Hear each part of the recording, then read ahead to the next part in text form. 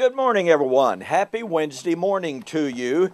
Boy, is this week flying by or what? Anyway, my name is Don K. Preston. I am the president of Preterist Research Institute of Ardmore, Oklahoma. And this is what I call my morning musings. We have been examining the doctrine of the resurrection, 1 Corinthians 15, in light of Romans chapter 8. We're focused now on Paul's doctrine of saying that the earnest expectation of the creation eagerly awaits the manifestation of the sons of God. Now, we are told that the word creation, katasis in the Greek, is a reference to the physical creation.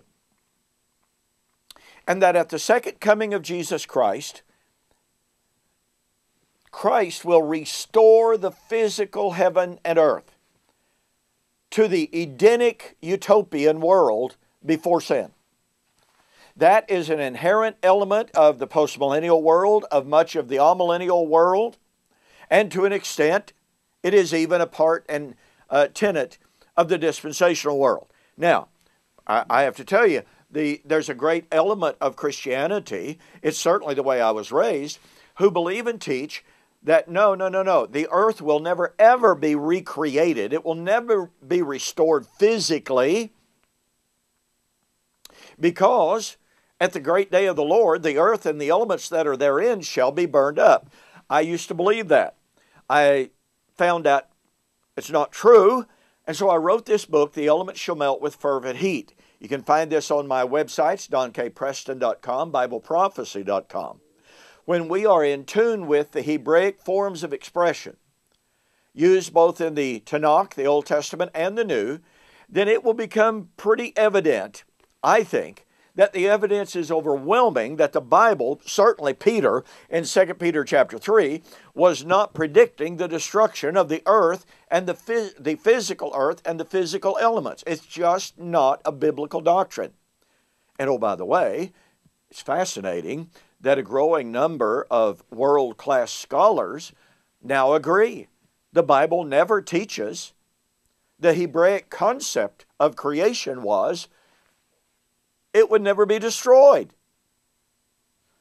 That's pretty amazing stuff. Okay, well, in the last video, I suggested to you that when Paul says the earnest expectation of the creation, Greek word katasis, is really part and parcel of a critical element in identifying the nature of the resurrection. Because creation, whatever it was eagerly waiting for the manifestation of the sons of God. And it was waiting to be revealed, to be delivered from the, quote, bondage of corruption. Now, let's focus on the first part of this very, very quickly. When he says the earnest expectation of the creation eagerly awaits the revealing. Apocalypsis is the Greek. The revealing, the pulling back of the curtain of the sons of God. If it is the case that creation here is the physical creation, and physical creation was awaiting the manifestation of the sons of God, to be delivered from the bondage of corruption into the glorious liberty of the sons of God, then of necessity, that means that those who teach that one of these days physical creation will be remade, recreated, restored to its Edenic perfection. Now, I want you to listen very carefully to this, because you have to catch the power of this. That means that bugs, slugs, and mosquitoes will one day become sons of God. I mean, that's after all. That's what the text says. Creation, that supposedly physical creation, is awaiting the revealing of the sons of God.